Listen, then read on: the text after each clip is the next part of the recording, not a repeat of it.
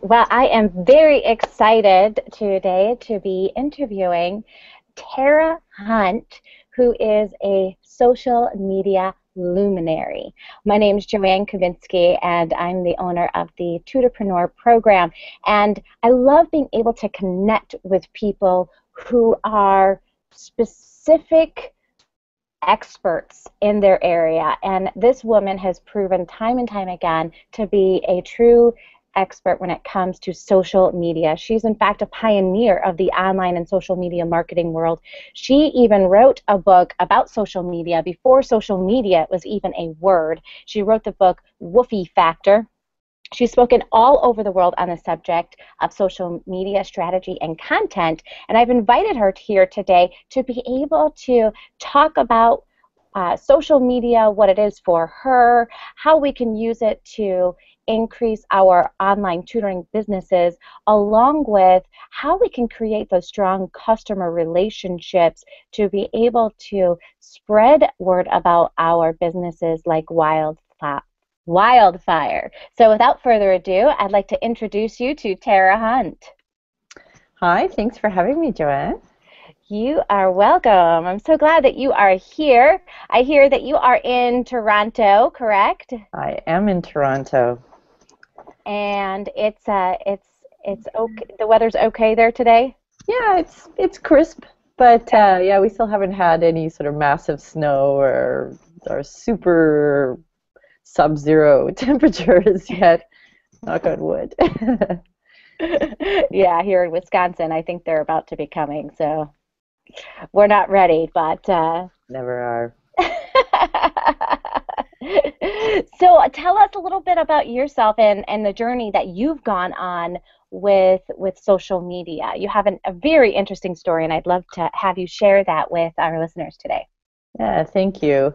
Well, social media for me it was something that really evolved from like a personal place of needing connection with other people like myself into being a business, and I didn't intend it to be that way. It wasn't. I didn't set out and go, "This is I'm gonna have my career in this online space and the social media." But I mean, there wasn't such a thing as the term social media. In fact, when I first got online, I was pregnant with my son, who's now almost 21.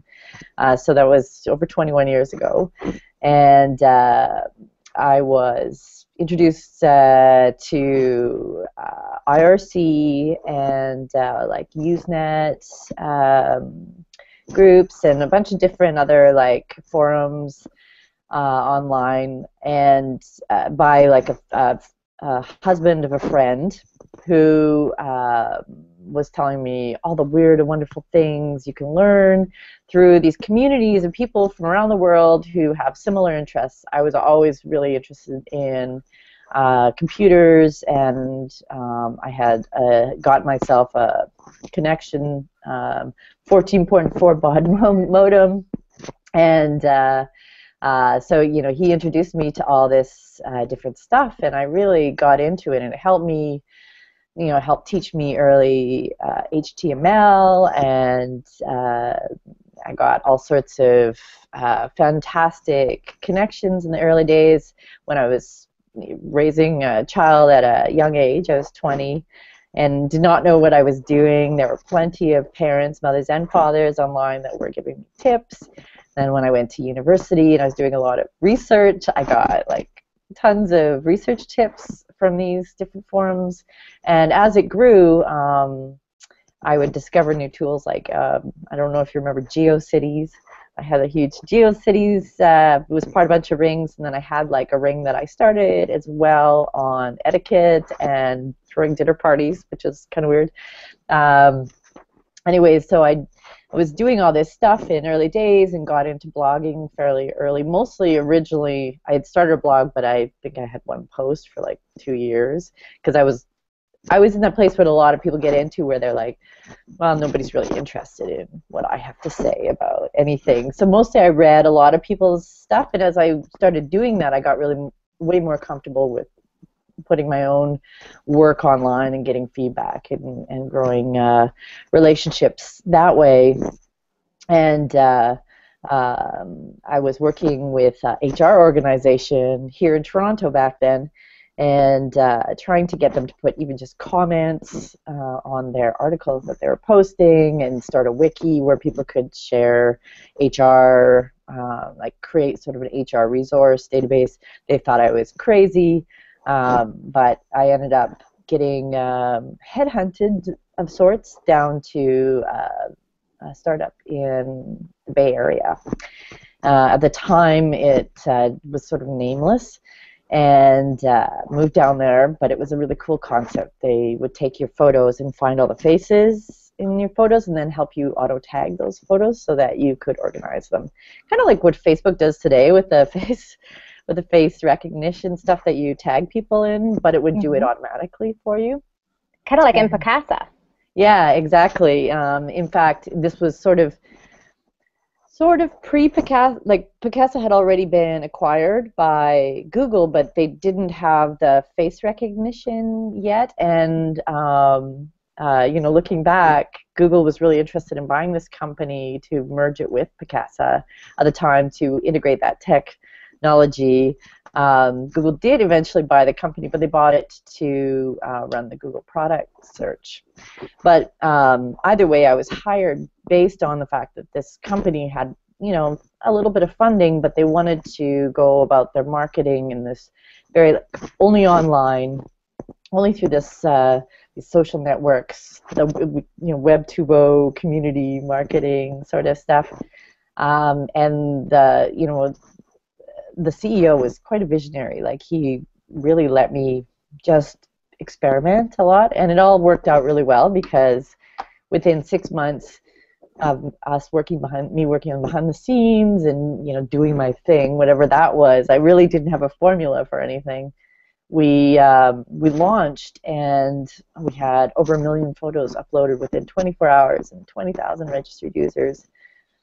And this was sort of unprecedented, without like a single penny spent on advertising or PR or anything. And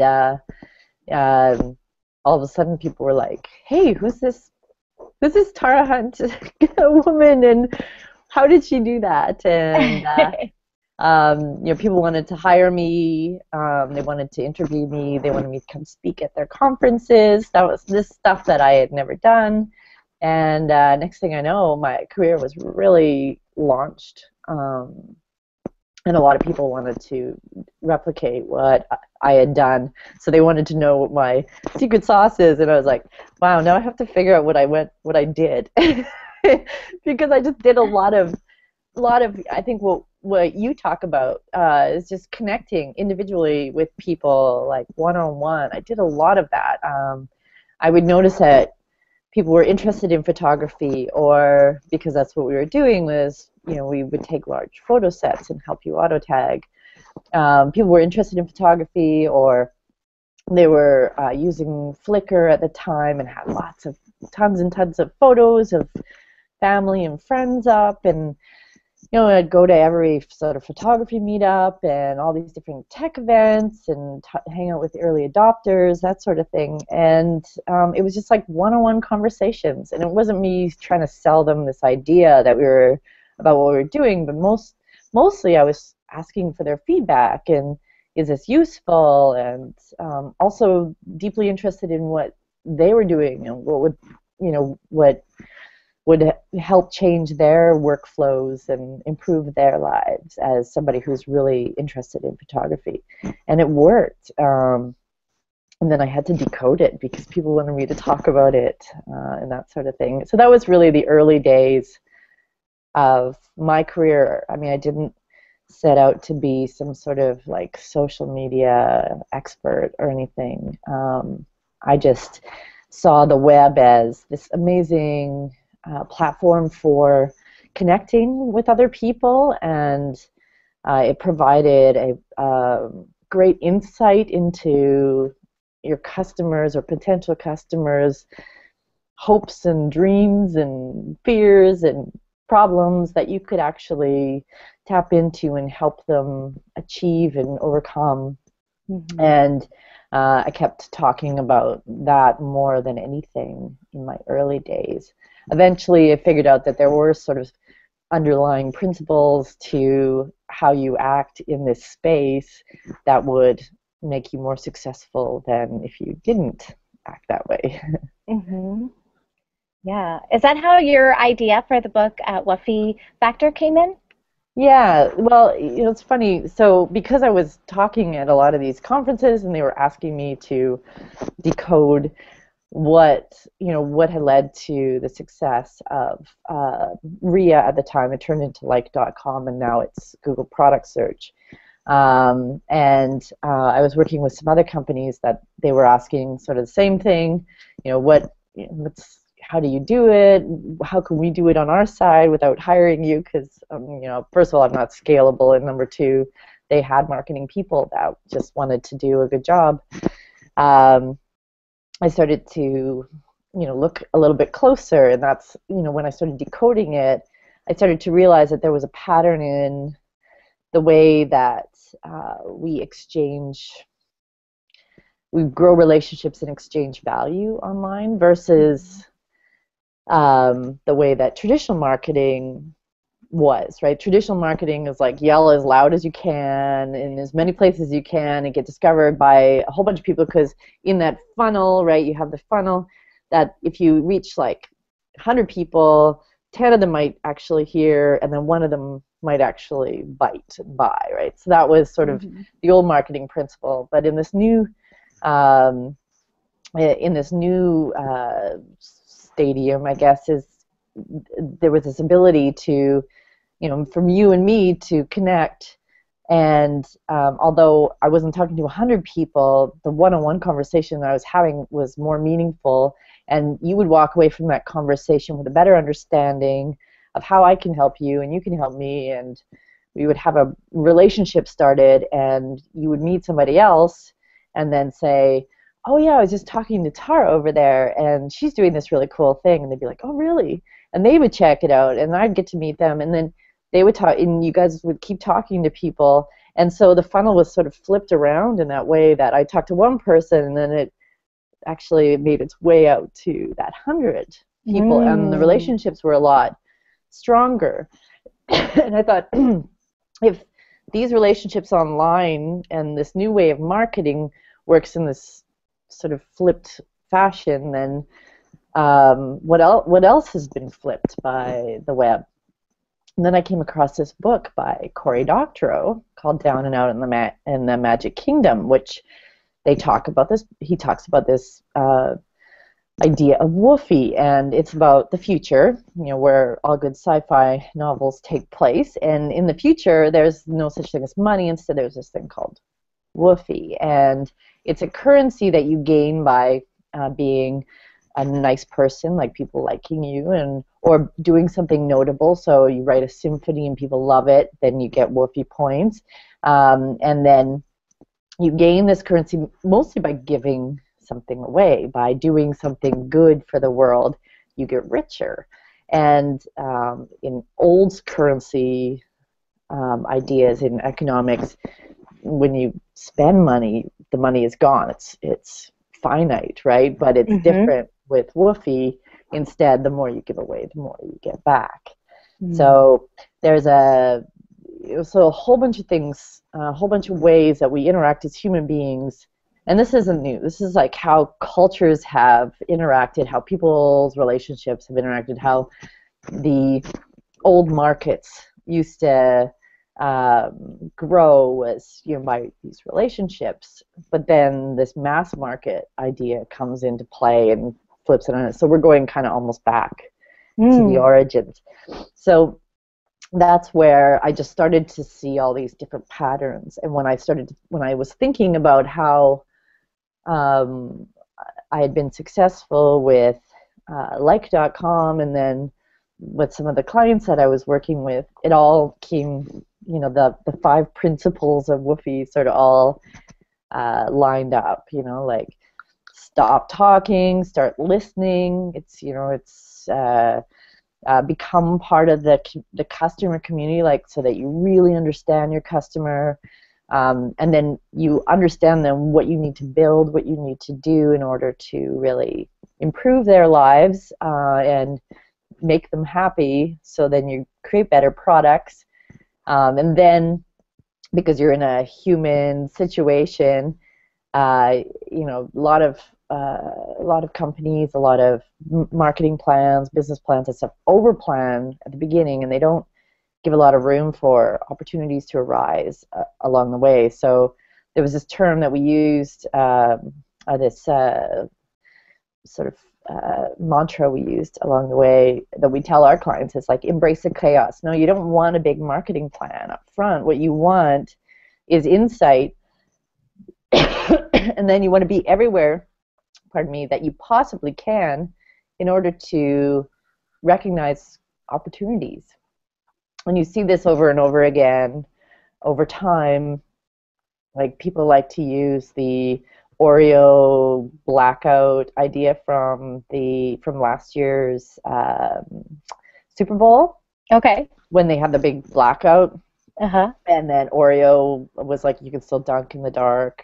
And it was like this huge, retweeted, talked about media everywhere, and everybody's like, oh, Oreo gets it, they're so cool. And it's not, maybe they are cool. I haven't met the people at Oreo. It seems like the team is pretty cool and they get it, but it's a cookie, right? It's not like they're curing cancer or like doing anything major. It's like a very good cookie, but it's a cookie.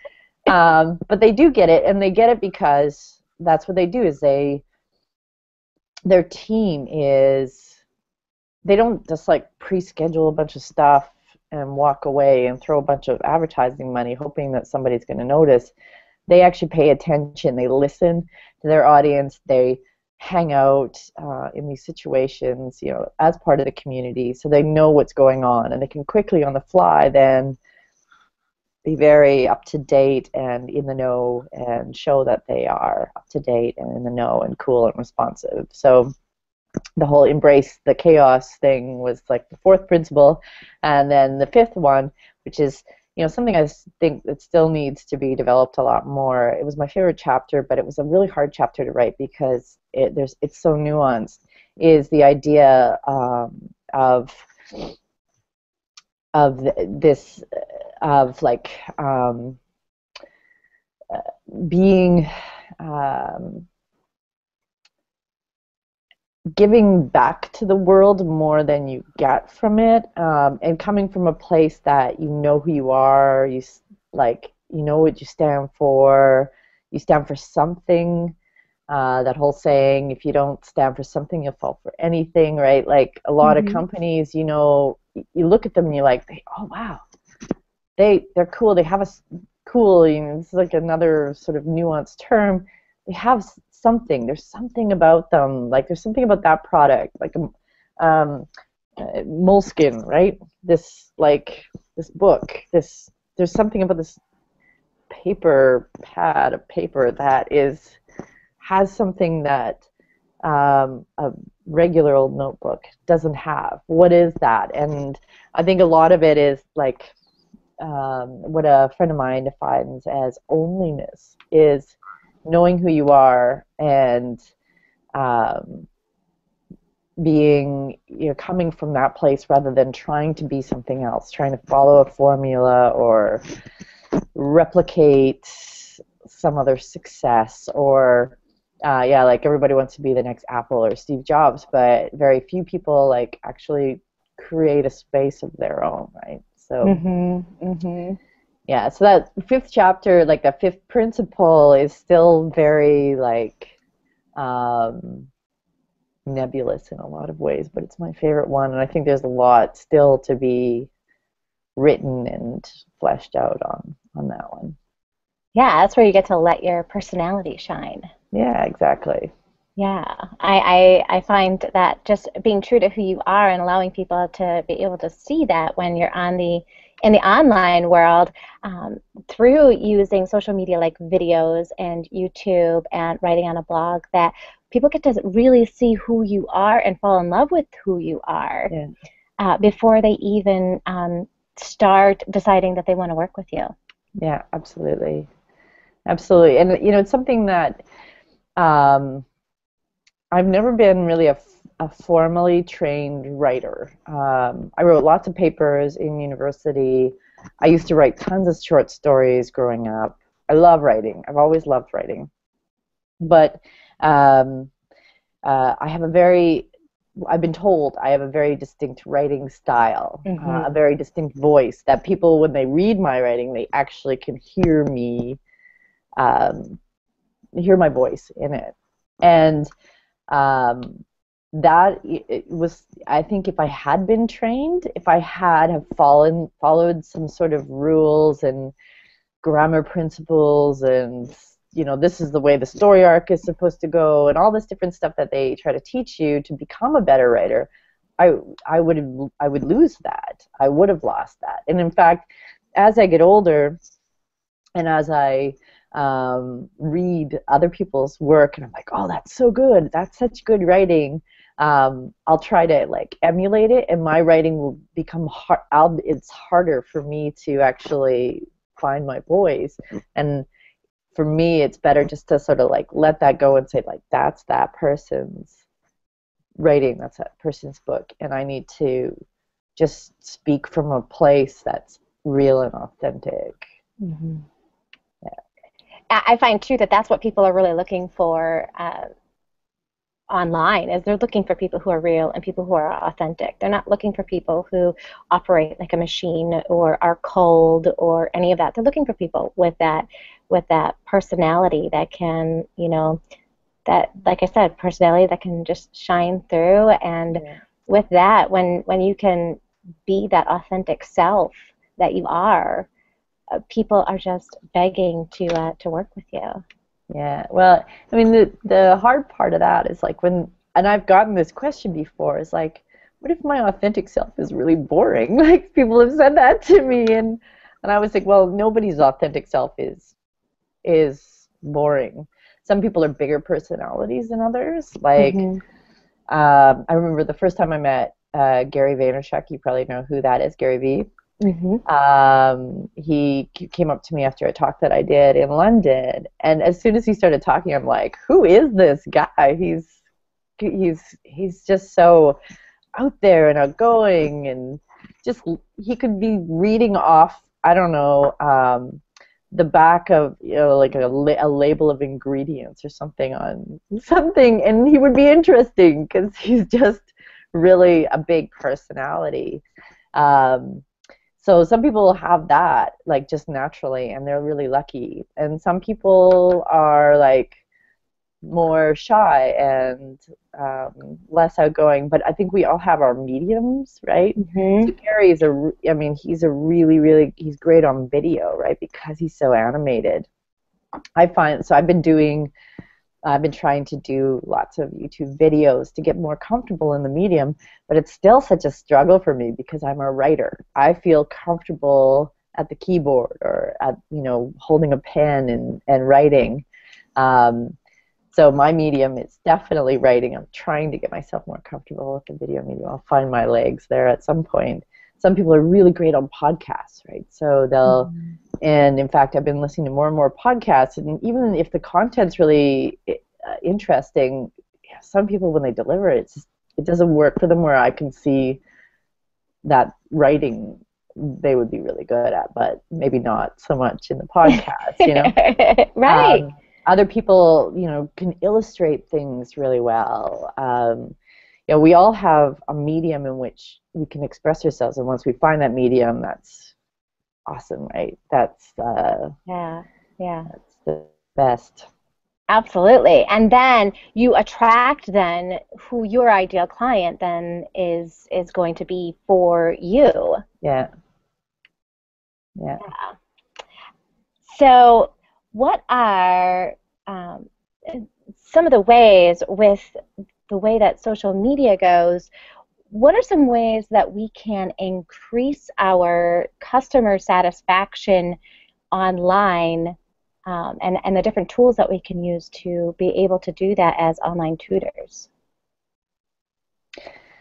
So this is, I mean, one of the, as I wrote a post recently, I think it was titled something like "Social Media Doesn't Drive Sales, but that's not the point," or something like that. And in it, I talk about all of the attributes that you get from social media that you don't get from any traditional marketing. Now, first of all, traditional marketing isn't proven to drive sales either, right? Like they said, the old saying was like 50% of marketing works. We just don't know which 50%. And I would say it's probably even less than that as the market becomes more saturated with messages. So like maybe like 20% of marketing works. But we just don't know which 20%, so we put it all out there. So no marketing is going to be perfect. But like social media gives us like this whole new level of insight and understanding of our customers. Mm-hmm. And so sort of back to the sort of the original principle that is in the book, but also what I have deployed many times is that the majority of social media and the advantages come from listening. Like just plain listening and understanding and getting to know what is top of mind for your customers or your potential customers, for the world that you live in. Who are they? What makes them tick? What's going on in their lives? What are their big frustrations? And where is it that you can actually put yourself, like, step in and say, hey, I can help you on this level, and in not a salesy way, but even, I've given advice to clients before that, if you just, okay, Twitter, for instance, you just create a Twitter list of all your customers, right? And so you follow them in that list. Customers are, people that, are sort of could be your customers, I guess, potential customers, and you're following them, and somebody says, oh, I'm in this area and I'm looking for a really great quick lunch that's not going to break the bank, and you've been to that area and you had like this great sandwich at this place, and they're really good and fresh and inexpensive. Why not hop in and give them that answer? And it doesn't have to do anything with your company. You don't have to be the sandwich place. You can be selling, I don't know, accounting software, and you just step in and you help your customer, potential customer, do something else. They're going to remember that selflessly you stepped in and provided them with information that they needed at that point. And you're not doing it because you're like, oh, well, this means I'm going to make a sale. You're doing it because it's, one of those sort of steps that you take towards building a trusting relationship with somebody. Yeah. Plus, you can I find that the big area that my clients hang out is Facebook, and so they're always posting pictures of their kids and that kind of stuff, and so I always know like what's up to date with them, and when I get online with them and I'm working with them, I can be like, oh, your grandmother just posted a picture of you at the beach, how was that? And that can really like just open up that door of just me taking interest in them and helping as well. I've also found with my clients that they if the children are really happy in the tutoring space and you're having those kinds of interactions, then they continue to talk positively about that tutoring interaction, and then the parents are more willing to continue with it versus take it away from them. So it's very positive to be able to stay in contact, not from a salesy side, just from a human interest, taking interest side. Yeah, absolutely. You don't get any of that with the traditional advertising at all. Even email marketing, like, yeah, sure, you can put surveys and stuff into your email, but you don't create a big email chain where all of a sudden you're interacting with people on that level. It's very one way. And when you open yourself up to the two-way medium, you need to be ready to be participating in that two-way medium, right? And I love the story of taking an interest in your clients' lives and knowing.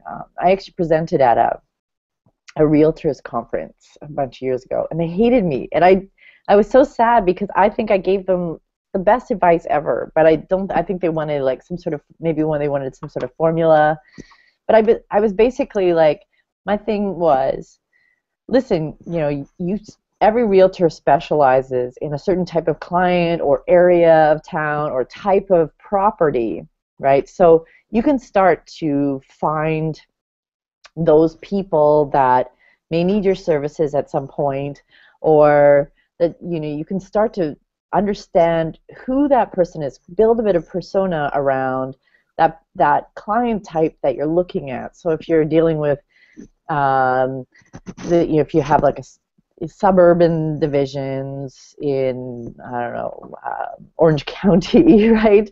You know what that type of person is, right? Or if you're dealing like with downtown new condo developments with in Toronto in an urban center, you start to understand who that client is, right? They're usually professional, they work downtown, they don't like to drive a lot, they may own a car, but they may not care.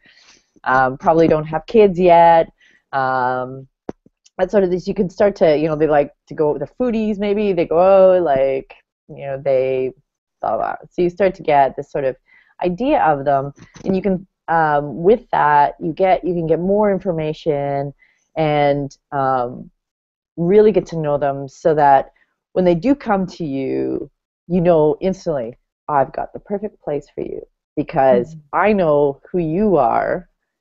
Maybe if it's even individually, or I just, like, you get a better vision of what you can deliver to them. And a real estate agent that can show 2 or 3 places and make the sale is way more efficient. So, it helps you have more time to pull in more customers. And it's also that client is going to be like, wow, you're good at what you do. I'm going to tell everybody that I know that's looking for a property that they should work with you. So it increases the word of mouth. Mm-hmm. Like, it does all those great things. And I gave this presentation, and I actually had done case studies. So I went on Twitter and I said, okay, who here has recently bought a house? I want to interview you, find out a little bit more about the process, how many places you looked at, what was frustrating, what wasn't, like, what did you end up buying? Did you end up getting what you wanted? Who did you work with? Were you satisfied?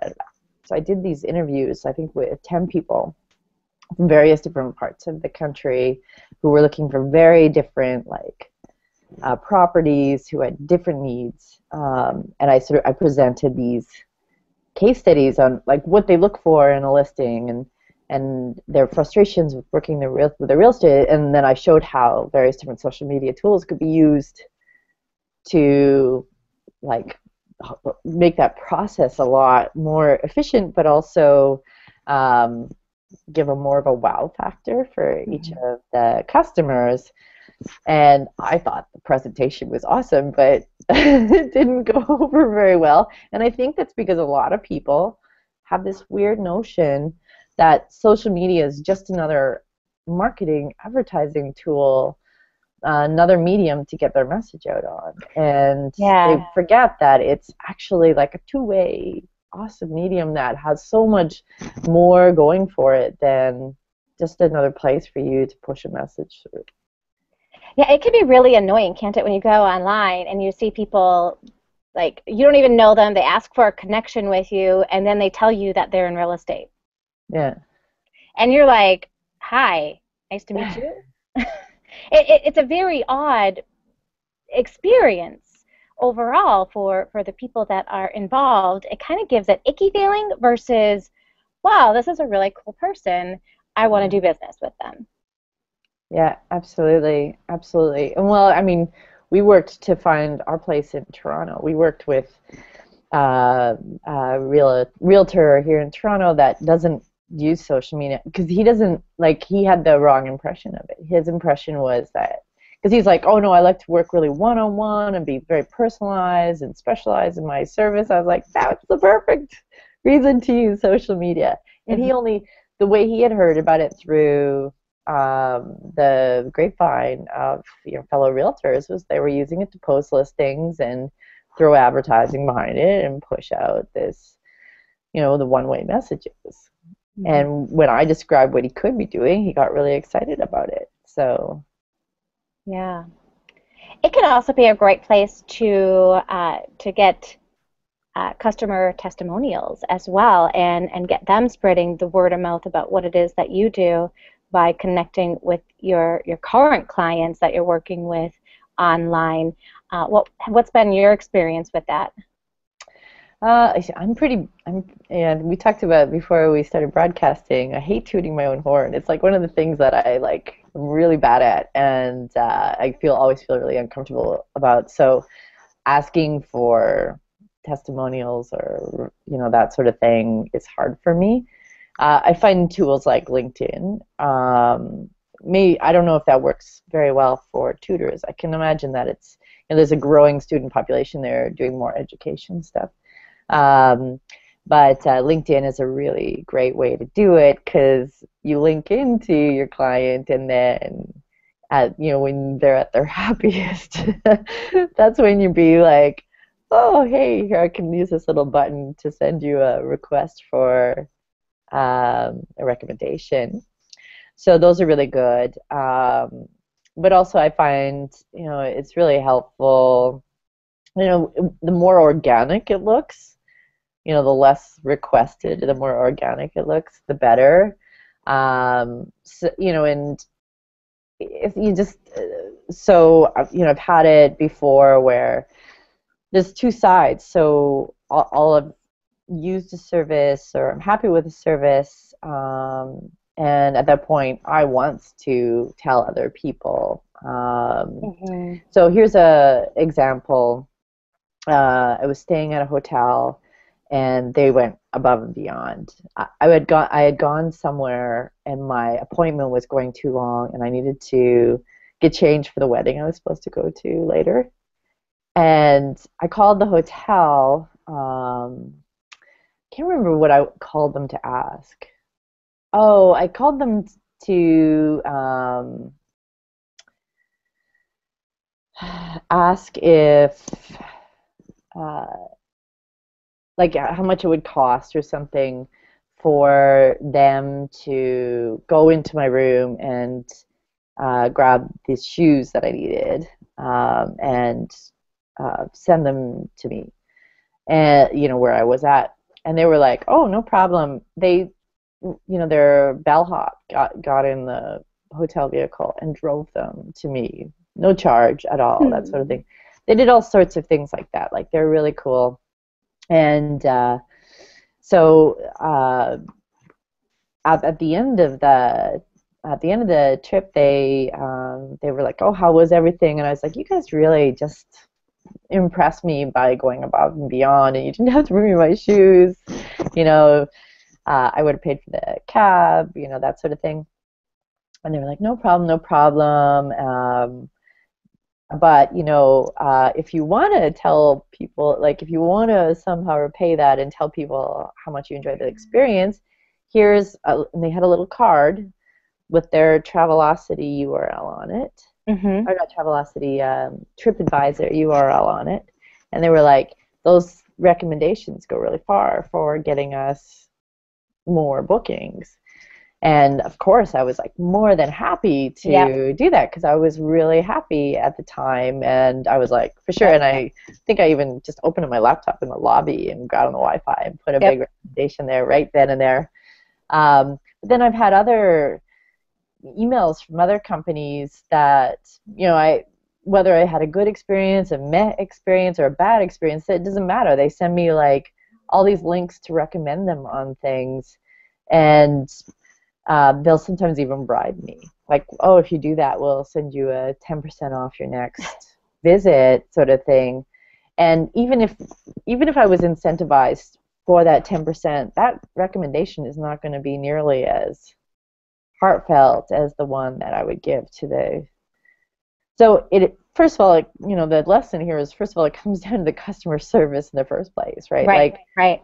It's not just about asking for recommendations, which you can and you should be able to. If somebody's really happy, that's a really good time to ask them, like, and make it really easy for them. Give them the URL like the Yep. hotel did, or send them the LinkedIn recommendation or whatever, right at that moment that they're like super happy. I'm laughing because I have done exactly what you're talking about. And that's the only time I ask for a recommendation is Yeah. after I get an email and someone gives me this raving review in an email. I say, oh my gosh, I am so glad that I'm able to meet your needs.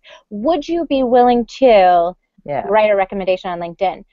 Also, when I'm finished working with a client and I'm able to share the amazing, awesome results that their child has just gained, if it's 3 grade levels in reading that they've achieved, and they're booming and beaming with pride because of how excited they are with the progress that their child has made it, I just say, if you would like to just spread the message about what happened for your daughter in the story about how far she's come, if you feel comfortable doing that on Facebook or Twitter or wherever it is that you hang out, I would appreciate that. And I had this one woman, she still, every time I communicate with her online, she's still sending stuff out there. Like, That's awesome. I only asked the one time, but every time I put something out on Facebook, she is like responding to it. Yes, Joanne helped my daughter so much. She's still doing fantastic 3 years later. That's fantastic. And it's all, and the follow-up is really important too, right? Like when somebody gives you that great recommendation or tweets that, like, tell them thank you. This means the world to me. Like, you're, and that's when you can follow up with a here's 10% off or whatever you want to say, or free lessons or whatever, like, but it's afterwards. But it's not even needed, is it? I mean, when we're referring people's services and that kind of stuff, I mean, some people think that that's something that's needed, and honestly, it's not something that's needed. People don't want it. They don't even care about it, and I think that's critical. Like, people don't want free lessons after they're done with me. They're like, no, we're good. Like, you giving me more lessons when we're all done, it doesn't really work so good because we got where she wants to be. But yeah, people just honestly want to be able to give that feedback because they're excited, and I love that you said that. Like, hit them right when they're at their happiest, and do it. Well, Tara, you have been such a pleasure to be able to talk with today. I appreciate everything that you've shared with us. How we present ourselves online really is critical to our business and how we can be able to get in touch with more and more clients, make the current clients we have completely happy with the services that they are receiving, and that in the end is that whole ripple effect where people keep spreading the word about what it is that we do. So I so appreciate you talking about the book that you wrote, and people can follow you and find out more at tarahunt.com. You've had your website on there, and I appreciate that. And again, I just want to say thanks for taking the time to talk with us. Thank you for reaching out and having me. That's awesome. Have a wonderful rest of your day. You too. Stay warm. I will. Bye. Bye.